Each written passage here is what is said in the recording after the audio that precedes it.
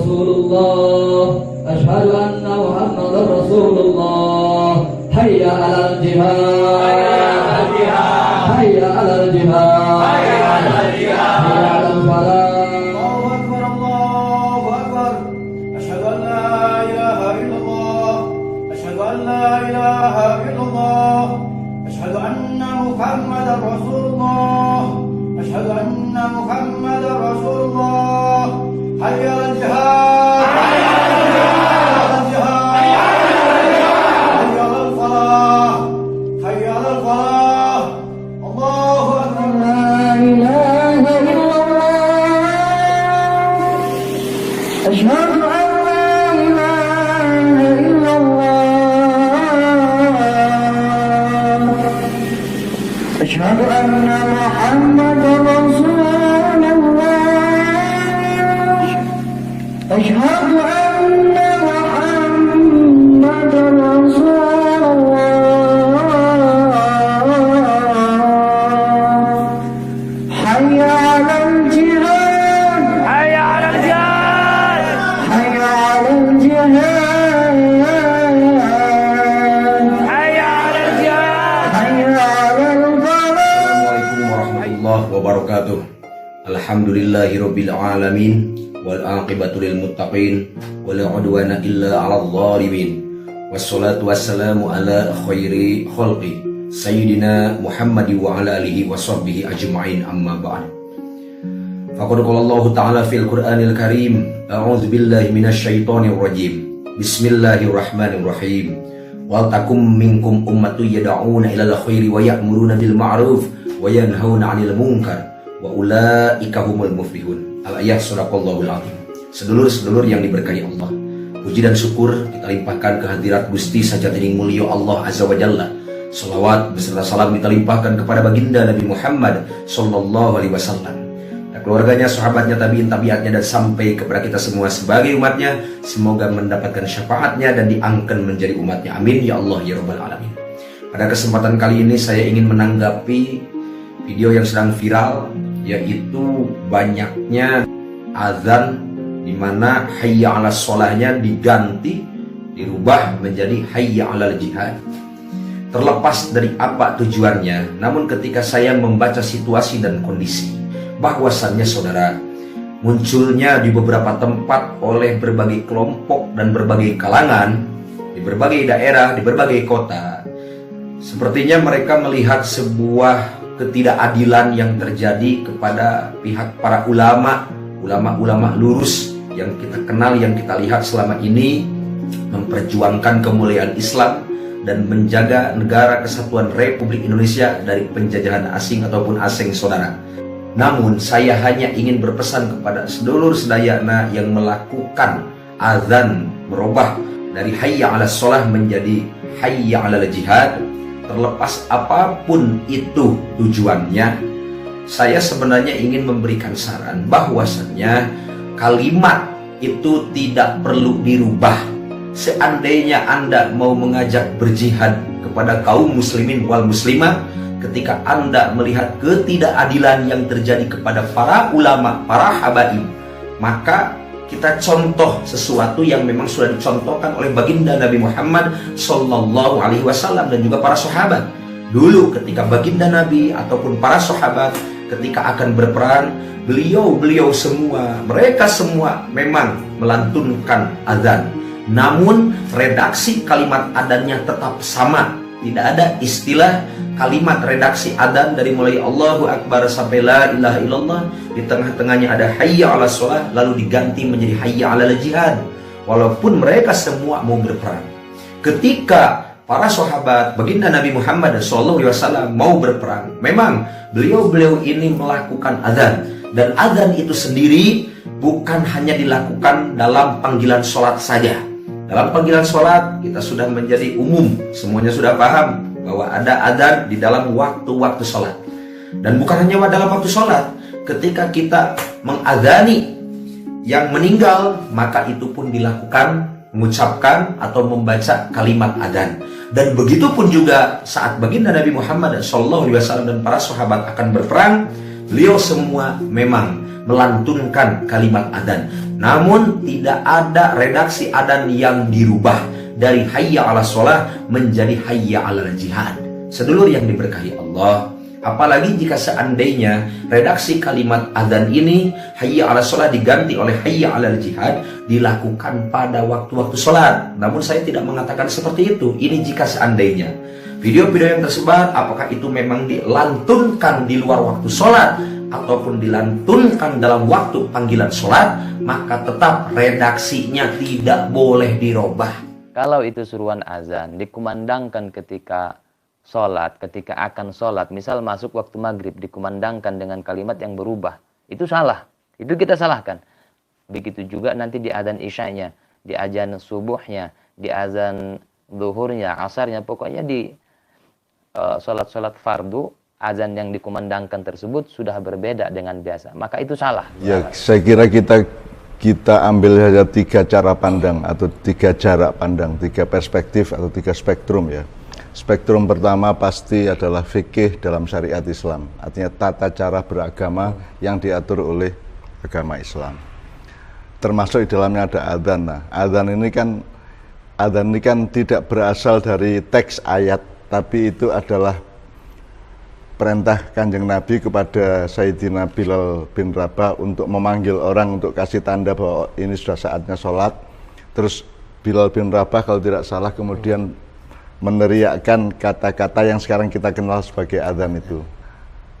Jadi disebut mahdhoh, dia memang peristiwanya mahdhoh, tapi kalau disebut itu aturan baku, sebenarnya kan asal usulnya kan dalam tanda petik kreativitasnya Bilal bin Rabah yang suaranya memang enak itu. Nah, yang disebut Mas Helmi tadi adalah bersamaan dengan adanya kasus Sigi Sulawesi Tengah itu sebelumnya, dan ketika itu berlangsung sudah ada deretan informasi panjang secara video ya, di mana ada orang adzan atau iqomat ya, dengan mengganti hayya 'alas sholahnya menjadi hayya 'alal jihad. Hayya 'alal jihad gitu kan ya. Nah, dari perspektif fikih dan syariat itu tidak lazim. Saya hanya mampu ngomong itu tidak lazim, tapi jangan kaget kalau ada ulama yang mengambil kesimpulan itu adalah bid'ah, bahkan bid'ah kubro, atau mungkin bisa dianggap sesat karena itu menyalahi sunnah dan aturan yang sejak awal sudah dilegitimasi oleh Rasulullah. Nah, saya tidak ikut mengatakan apa-apa, tapi pokoknya itu memang tidak lazim, sehingga jangan kaget kalau ada fatwa-fatwa ulama mengenai itu apa sesat, apa bid'ah, apa segala macam. Tetapi kalau kita melihat perspektif yang berikutnya, yaitu sosial budaya, soal sosial politik, pokoknya perspektif zaman secara horizontal ya. Kalau kita tarik dari kata sholat itu kan ya selama ini kita maknai sebagai sholat gitu aja, yaitu mengabdi kepada Allah dengan cara tertentu. Kemudian kita kenal kata juga sholawat. Tapi kalau sholawat itu kepada Rasulullah kan, kepada Nabi ya. Nah, sholat dan sholawat ini kan satu rumpun kata yang menurut saya kandungan jiwanya adalah menyatakan komitmen, menyatakan cinta, menyatakan kesetiaan, menyatakan kepatuhan kepada Allah dan Rasulullah kan gitu. Nah, kalau kita tarik dari spektrum fikih syariat ke spektrum sosial politik, sosial budaya, kata sholat ini kan bisa di breakdown, Mas Arwan, bisa di breakdown, bisa diinterpretasi, bisa dikembangkan, bisa diaplikasi. Jadi sholat itu bisa, cara kita untuk mengabdi kepada Allah adalah menjalani hidup, dan dalam hidup ini harus kita jalani dengan jihad kan bisa. Nah, jihad ini kan sangat luas, bisa cari istri, cari nafkah, bisa menempuh sesuatu hal dalam karier atau apa, itu semua jihad. Jadi sebenarnya kalau hayya 'alas sholah dirubah atau dikembangkan jadi hayya 'alal jihad secara makna itu bisa dipahami. Bahwa secara aturan monggo itu para ulama yang ngerti. Tapi secara makna bisa dipahami bahwa sholat itu ya saya nyiram tanaman itu ya sholat. Dan gitu. Itu juga jihad juga.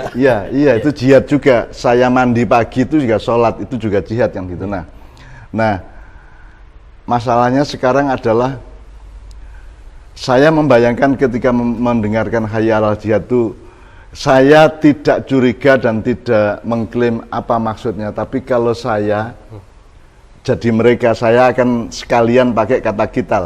Hayalal kital, mari berperang. Ngono karpe ngono to janjane asline kata mari berperang. Cuman mereka memakai kata jihad yang sangat luas. Jihad itu bisa mencari nafkah, bisa cari istri, bisa segala macam. Nah, kalau kital kan jelas depan, breng kan gitu. Nah, itu kalau dari perspektif apa namanya. Nah, kalau dari perspektif sosial politik itu kemudian kita bisa melihat sejarah. Saya melihat bahwa sebenarnya memang umat Islam ini secara nilai maupun secara manusianya, kaum muslimin maupun nilai Islam memang sudah mengalami sakit hati yang luar biasa dalam waktu yang sangat panjang.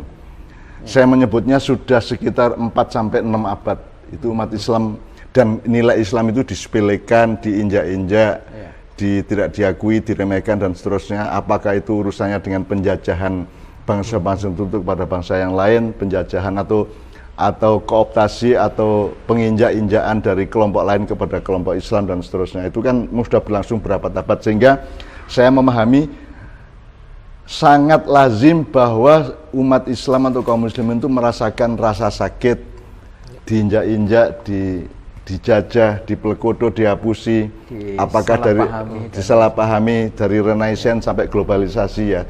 Jadi mereka itu terlalu lama merasa sakit. Nah, di antara orang-orang yang merasa sakit ini kan ada sebagian yang tidak tahan. Ada yang meladeninya dengan kesabaran, dengan tawakal, dengan iman, dengan kepercayaan kepada Allah.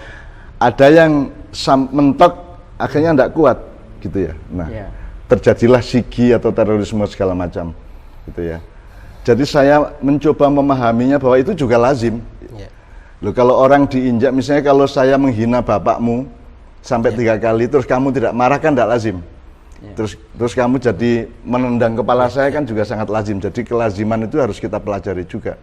Jadi saya melihat sigi maupun hayal jihad itu adalah munculnya secara alamiah sebagian dari suatu kelompok yang ditindas berabad-abad, sehingga mereka kemudian ada yang biyadihim atau dengan tangan mereka melakukan apa yang rezim menyebutnya terorisme, ya, atau melalui lisan dengan hayya alal jihad atau hayya alal qital itu kan gitu. Nah, bagi saya itu lazim-lazim saja. Jadi saya tidak mengatakan bahwa itu boleh ya. Boleh dan tidak boleh lain masalah. Ini soal lazim tidak lazim, karena memang Haryanto bisa kasih contoh. Ayam saja dianugerahi Allah rasa marah ketika anak-anak ayam itu terancam oleh anjing atau oleh elang atau apapun, si induk kan marah dengan ekspresi meregangkan bulunya dan seterusnya. Jadi rasa marah itu juga kayaknya sangat bisa dipahami ketika itu ada lazim. Ungkapan itu Lazim. Terlepas dari setuju atau tidak setuju kan ya, tapi sangat bisa dipahami bahwa dalam kondisi yang seperti hari ini kemudian ada sebagian umat Islam itu terus hayya alal jihad, itu pun masih ada sopan santun kok, ada adabnya gitu. Mereka tidak langsung hayya alal qital gitu, apalagi ghuswah gitu kan enggak. Jadi saya lihat itu ya wajar, sebagaimana gini Mas Ilmi. Saya lihat gini ya, kayaknya khasanah marah sebagai bagian dari akhlak Muslim itu terlalu lama dibunuh oleh zaman ini ya. Seakan-akan bangsa kita itu dan umat Islam itu percaya betul bahwa marah itu adalah akhlak yang buruk gitu. Jadi ada keterkaitan atau ada kooptasi nilai moral terhadap kemarahan. Jadi sekarang ini kita sampai kepada zaman di mana marah itu tidak baik. Marah itu buruk, marah itu lemah, marah itu dolim kan gitu. Nah misalnya sigi itu kan output dari kemarahan yang lama. Apakah kemarahan itu matang apa tidak, halal apa tidak, itu urusan lain. Tapi bahwa itu kelaziman manusia, makhluk Allah. Cacing kita injakkan dia menggeliat. Kalau ada cacing kita injak tak menggeliat, berarti bukan makhluk Allah. Jadi marah menurut Mas Haryanto adalah secara global cara kita berpikir mengenai psikologi dan kejiwaan manusia itu menindas fenomena marah ini. Seolah-olah marah itu tidak baik, kan gitu kan? Seolah marah. Jadi orang kemudian yang dipilih adalah sabar, arif, santun kan gitu. Marah itu tidak boleh. Padahal sekarang kalau kita cari di Quran Allah marah itu berapa ratus ayat. Allah sendiri marah, Allah sendiri murka kan gitu kan. Allah sendiri ghadab gitu kan ya. Nah, jadi kemarahan itu sebenarnya adalah bagian yang lazim dari struktur kejiwaan manusia. Nah, sekarang itu secara global dan nasional itu ada rekayasa agar supaya marah ini diresmikan sebagai sesuatu yang buruk. Dan Rasulullah juga mencontohkan gitu ketika ada laporan bahwa ada satu kaum yang ditindas oleh kekuasaan Islam sendiri waktu itu, bahkan bukan kekuasaan Islam. Saat itu Islam sedang berkuasa di masa Rasulullah, kemudian Rasulullah dapat laporan bahwa ini ada satu kelompok masyarakat yang memperoleh beban ketidakadilan. Rasulullah saat itu sampai sahabat itu mendengar geletuk giginya itu, saking nahan marahnya kan, Gregetan ya, saking greget sampai gemeretak giginya ya. itu kelihatan, dan Rasulullah seakan-akan memendam amarah yang kuat gitu. Artinya marah menjadi akhlak yang bagian jadi dari marah itu lazim, wajar, manusiawi dan alamiah. Itu ciptaan Allah kan gitu kan. Terjadi pada semua makhluknya, even Rasulullah yang sangat lembut itu. Jadi marah ini harus kita objektifkan, kita sikapi secara objektif bahwa marah itu wajar asal pada tempatnya. Kemudian masih ada aturan ekspresi marahnya apa. Misalnya kalau saya marah sama Helmi dan saya lulus dari kewajaran bahwa saya marah, kan tidak berarti saya boleh memukul Helmi. Memukul dan marah itu ada jarak kan gitu. Nah, jadi umat Islam ini mengalami ketidakadilan ilmu, ketidakadilan pikiran, ketidakadilan cara pandang, ketidakadilan sosial, ketidakadilan ekonomi, ketidakadilan politik, sampai sudah mengorbankan kehancuran sekian bangsa ya, Libya, Baghdad, Irak, Afghanistan dan seterusnya, Syria dan seterusnya. Itu kan kalau Anda mau menghitung secara struktural di dalam pemetaan politik modern ini kan Anda ngelihat bahwa memang umat Islam itu ditindas habis-habisan. Nah, di antara kaum muslimin ini ada yang tidak kuat. Tapi ada juga teori lain. Jadi misalnya kalau ada kelompok Islam yang sangat keras ya, itu juga dalam satu kemungkinan lain bisa merupakan rekayasa dari yang berkuasa, bisa juga. Jadi kayak di pesantren dulu kalau ada anak yang pemarah itu malam-malam kita kasih rawe di badannya pas tidur sehingga dia pagi gatal semua, terus dia jadi pemarah. Nah, kalau dia marah kemudian melakukan sesuatu yang destruktif, keamanan bisa menghukumnya. Jadi orang dirangsang dan dikasih pacuan untuk supaya marah dan ekspresi marahnya itu kriminal dan seterusnya, sehingga ada alasan untuk menghukum. Itu juga bisa terjadi dalam sebuah negara atau di dalam politik internasional. Jadi bisa saja tokoh Islam yang sangat keras itu juga bagian dari rekayasa rezim atau kekuasaan, bisa aja. Karena ini sekeras-kerasnya tapi belum sampai kriminal, maka dipancing supaya kriminal sehingga punya alasan untuk menumpasnya kan begitu. Jadi itu juga sebuah teori, saya tidak mengatakan begitu, tapi hidup itu begitu kayanya sehingga ada kemungkinan seperti itu gitu. Dan Anda harus punya mutmainnah, punya ketenteraman dan keseimbangan sehingga Anda tidak mungkin dipancing-pancing seperti itu. Kalau dilihat dari ini, Cak, keluar videonya itu, kalau memang itu hayya 'alal jihad itu yang pertama kenapa itu harus dimunculkan dalam bentuk video dan dipublish. Kemudian yang kedua, kenapa itu saatnya hampir bersamaan gitu dan masif penyebarannya itu. Kalau misal itu secara alamiah sebuah kemarahan gitu ya, mungkin kok saya membayangkan enggak harus seperti itu. Ini yang maksud saya ingin mendukung teori kanun yang kedua tadi itu, Cak. Bagi dia ada kemungkinan memang yang memunculkan adalah rezim. Kita tidak mengklaim dan tidak menuduh, tapi ada teori seperti itu kan begitu. Jadi mungkin saja yang bikin malah yang berkuasa yang bikin itu, bisa aja. Secara teori politik ya, secara teori strategis ya, saya tidak mengatakan itu adalah bikinan rezim. Seandainya itu yang terjadi dalam konteks umat Islam nih, apa yang perlu dilakukan atau mungkin apa yang semestinya diresponkan terutama oleh para pemuka agama Islam itu sendiri, Mbah Nun, dalam konteks ya ini? Saya kira semua ulama sebaiknya menggunakan 3 perspektif tadi. Iya. Jadi kan sejauh ini yang ada kan respon fikih, respon syar'i saja, tidak ada respon sosial politik, tidak ada respon zaman. Sebab kalau perspektifnya saya tingkatkan sampai ke tingkat yang ketiga, yaitu loh, sekarang iblis menggoda Adam itu atas izin Allah enggak? Kalau enggak diizinkan Allah kan enggak terjadi. Jadi kalau mau ngomong rekayasa, kalau ngomong siapa subjek utamanya kan bisa sampai ke Allah.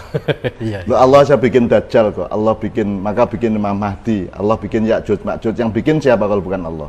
Kan Dajjal tidak bisa bikin dirinya sendiri, iblis tidak bisa bikin, setan segitu banyak di dunia dalam kehidupan, itu yang bikin siapa? Kan Tuhan sendiri. Nah, jadi kalau kita mau ngomong outline strategis dari suatu peristiwa di zaman itu, maka kita juga perlu perspektif yang ketiga. Jadi terserah yang benar yang mana kalau secara fikih dan syariah gampang. Tapi kalau secara sosial politik dalam struktur dan sistem global sekarang ini, itu kan tidak mudah. Tapi kalau saya berpikir seperti pertanyaan Haryanto, sudahlah terserah triggernya dari mana, siapa yang memprovokasi ini memang ada kelompok yang tidak kuat hatinya sehingga ngamuk, ataukah bikinan rezim sendiri gitu ya, atau apapun terserah. Tapi kan ada kemungkinan lain, bahwa memang kita sedang berada di dalam satu lingkaran setan sebab dan akibat. Jadi tidak hanya linear sebab berakibat terus sebab lagi berakibat, enggak, tapi setiap sebab bisa merupakan akibat dan setiap akibat bisa merupakan sebab. Dan ini bisa silang sengkar enggak karuan. Jadi sekarang ini mau apa saja, apakah Sigi akan berkembang di mana-mana, apakah akan ada tawur lagi di Pantura, di Jawa Timur dan Jawa Tengah, apakah akan ada gunung meletus, apakah akan ada tsunami, ada tanah longsor, tanah ambles, atau apapun saja yang terjadi, itu kan tetap ada subjek utama yang namanya Allah. Nah, di luar 2 perspektif tadi, yang syar'i, fikhi, sama yang sosial politik, kan saya juga dikasih tahu banyak orang yang lain gitu loh. Ada yang mengatakan, lah ini memang sudah saatnya sekarang kita akan mengalami perubahan peradaban. Saya tidak mengatakan ya apa tidak, benar apa salah ya, jangan tanya ya. Saya cuma dikasih laporan bahwa memang akan ada perubahan zaman. Kalau bahasa Jawanya jerbasuki mau beo. Jerbasuki artinya ada tatanan perubahan peradaban baru yang maknya juga akan ikut berperan gitu ya. Karena mereka sangat komprehensif. Makanya sangat komprehensif dalam menata manusia dan masyarakat, umat dan individu dan seterusnya. Nah, tapi mawabeo-nya adalah berkurangnya penduduk dunia sampai hampir separuh. Tapi ini bukan saya yang ngomong, saya dilapori. Apakah ini kasyaf benar, apakah ini makrifat, atau saya wallahu alam, saya tidak punya kredibilitas untuk menilai. Tapi pokoknya matinya hampir separuh penduduk dunia itu karena virus, penyakit, wabah, karena bencana alam yang bermacam-macam, terus karena perang ya, karena perang kecil atau besar saya tidak tahu ya, pokoknya ada yang kasih tahu saya seperti itu, sehingga bagi saya semua 3 perspektif tadi mungkin semua karena kita tidak punya pengetahuan apapun mengenai masa depan. Nah, jadi terserah apakah kalau ada Habib yang keras itu memang dia begitu, atau itu sebenarnya bagian dari rekayasa rezim, saya juga tidak tahu ya. Saya tidak mengklaim, tidak menuduh, dan tidak ngarani apa-apa gitu ya. Tapi saya tidak akan heran bahwa ini semua akan merupakan satu kerumunan gejala, satu himpunan fenomenologi, satu tumpukan. Kalau Allah kan amr, iradah atau apapun sedemikian rupa sehingga kita senang-senang saja karena kita akan mengalami perubahan. Artinya justru yang terakhir itu yang lebih membahagiakan ya, dengan perspektif yang terakhir tadi itu. Berarti memang Allah sendiri kan di Sigi satu keluarga dibunuh, kalau Allah tidak mengizinkan kan nggak terjadi. Ada gereja dibakar, kalau Allah tidak mengizinkan kan nggak terjadi. Kalau itu bagian dari izin Allah, siapa yang bisa mengatakan jangankan, mungkin bukan izin tapi perintah. Bisa aja. Nah, perintah Allah kan tidak harus ayat. Perintah Allah kan bisa langsung masuk ke dalam hati seseorang untuk melakukan sesuatu kan gitu. Jadi kalau kita ya sederhana ya, kita tetap bernafas, kita tetap bekerja, kita tetap berkeluarga, tetap berjalan, tetap melangsungkan kehidupan dengan landasan Bismillahirrahmanirrahim. Itu kalau kita cuma begitu. Ya. Jadi semua ini kita seneng-seneng aja, kita husnudzon aja. Saya tidak menuduh, saya tidak mengecam, saya tidak mengutuk, ya. Karena kalau ngomong apa yang dilakukan di Sigi itu adalah di luar batas kemanusiaan. Emang yang mana yang tidak di luar batas kemanusiaan? Wong tidak setia jadi manusia kok. Jadi politik struktural sistemik yang menindas rakyat itu kan di luar batas kemanusiaan juga, kan gitu. Jadi itu dianggap kewajaran malah. Itu dianggap kewajaran kan gitu. Jadi yang namanya kemanusiaan itu emang udah kita rumuskan. Emang ilmu psikologi modern tahu manusia, kan mereka hanya mengamati gejala-gejala kejiwaan, bukan jiwa manusia. Nah, siapa yang bisa kita tanyain mengenai keutuhan jiwa manusia? Jiwa itu apa sih? Apa jiwa itu diri jiwa itu sendiri, ataukah dia bagian dari jiwa yang besar? Umatan wahidah min nafsin wahidatin atau tidak? Kalau menurut Islam kan semua itu bagian dari jiwanya Allah sendiri, rohnya Allah, kan gitu. Kan tidak mungkin ada roh yang lain kecuali roh Allah. Jadi kalau kita sudah sampai ke situ, bagaimana mungkin ilmu modern bisa menjawab? Jadi sekali lagi saya husnudzon dan saya senang-senang aja, meskipun tetap berduka cita kepada secara horizontal, ya berduka cita kepada semua korbannya, dan saya juga tidak lantas menyetujui pembunuhan, menyetujui kita dan seterusnya ya. Tetapi kita melihatnya dengan spektrum yang dua tiga perspektif tadi, saya kira kita bisa husnudzon, bisa bergembira, bisa optimis saja. Berarti memang ada sesuatu yang akan berubah di dunia ini. Kalau saya tertarik yang perspektif ketiga itu, Mas Haryanto, yaitu yang Mbah Nur menyebutnya langit itu ya. Artinya salah satu maknanya adalah segala sesuatu yang terjadi ini bisa merupakan biiznillah atau dengan izin Allah.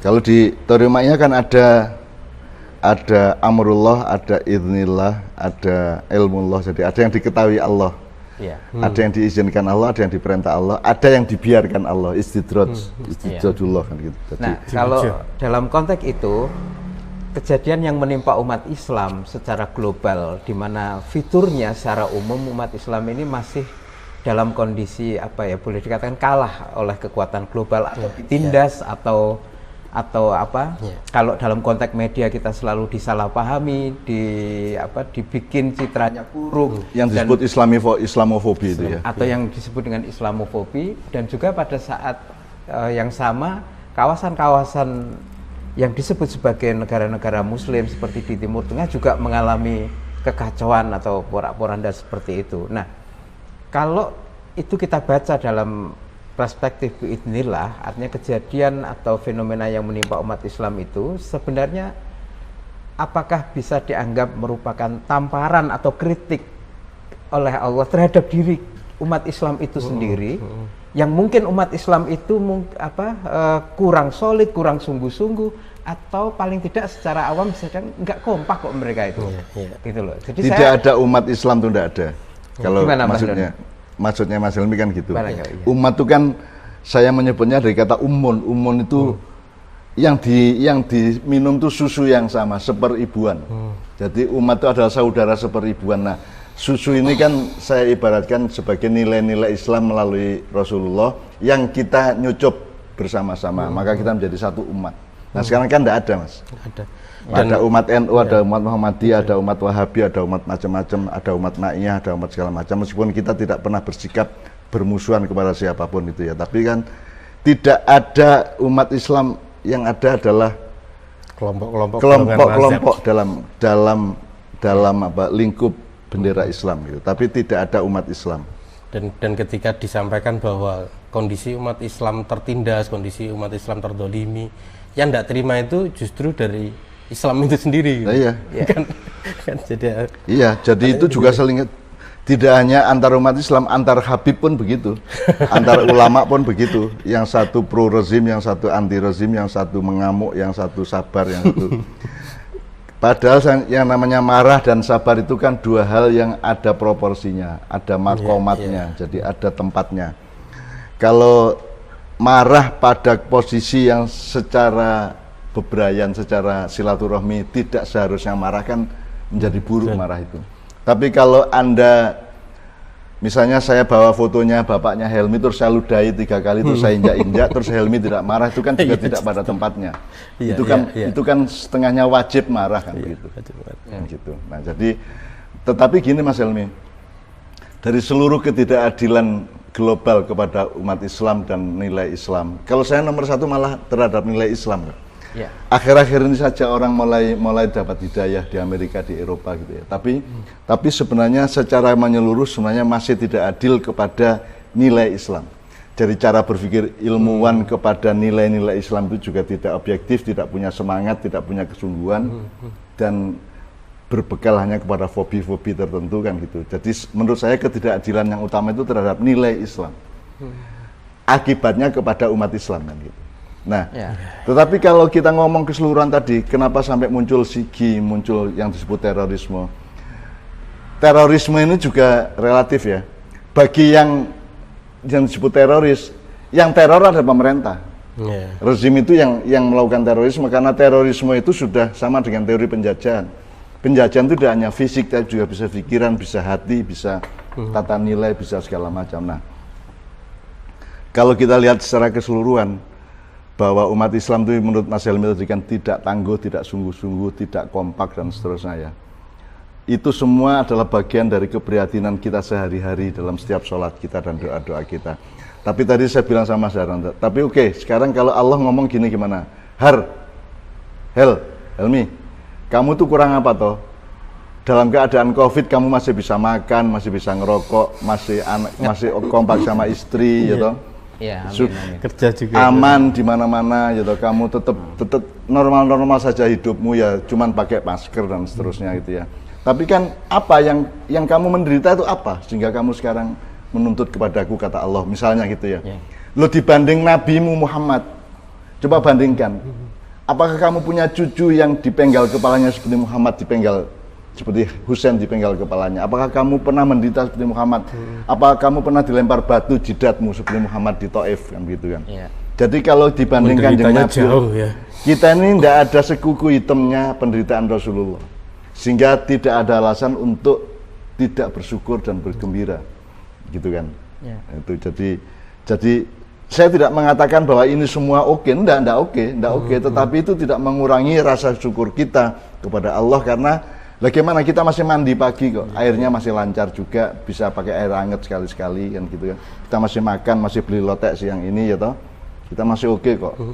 Saya kira alhamdulillah kita tidak nambah kemarahan, tidak nambah amarah bisu. Kita juga menyelamatkan diri. Menyelamatkan diri dari kecenderungan lawamah, ya toh, agar supaya kita mampu mutmainnah kan gitu. Karena nanti Allah yang dipanggil Allah kan yang mutmainnah.